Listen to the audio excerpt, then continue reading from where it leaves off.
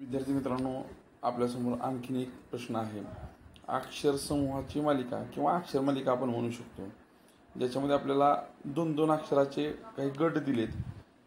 BE, HK, NQ आणि पुढे प्रश्नचिन्ह दिले.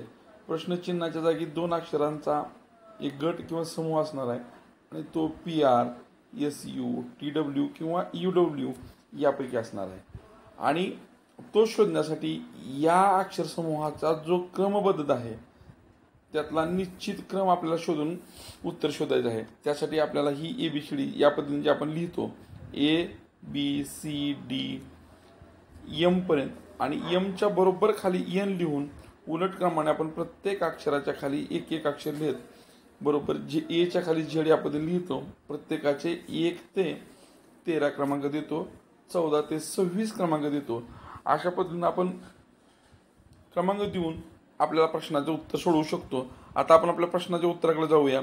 बघा, आपल्या प्रश्नामध्ये आपल्या प्रत्येक समूहामधील पहिल्या अक्षराचा म्हणजेच BHN यांचे क्रमांक बघू. B चा क्रमांक, त्याच्यानंतर H चा क्रमांक आणि त्याच्यानंतर N चा क्रमांक. B चा क्रमांक आहे 2, H चा क्रमांक आहे 8 आणि N चा क्रमांक आहे 14. म्हणजे प्रत्येक अक्षर समूहातल्या आपण पहिल्या अक्षराचा नंबर बघितला. त्यानंतर आता आपण प्रत्येक अक्षर समूहातील दुसऱ्या अक्षराचा क्रम बघू. E, K, Q. E चा नंबर आहे 5, K चा नंबर आहे 11 आणि Q चा नंबर आहे 17. ते पण लिहून घेऊया आपण. 5, 11 आणि 17.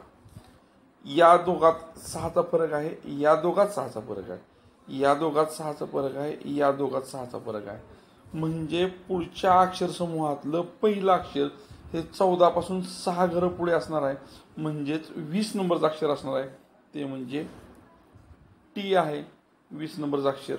आणि इथं 23 नंबरचं अक्षर असणार आहे, कारण 6चा फरक 17 मध्ये 6 मिसळला तर 23 येतं. आणि 23 नंबरचं अक्षर जे आहे ते W आहे. म्हणजे आपलं उत्तर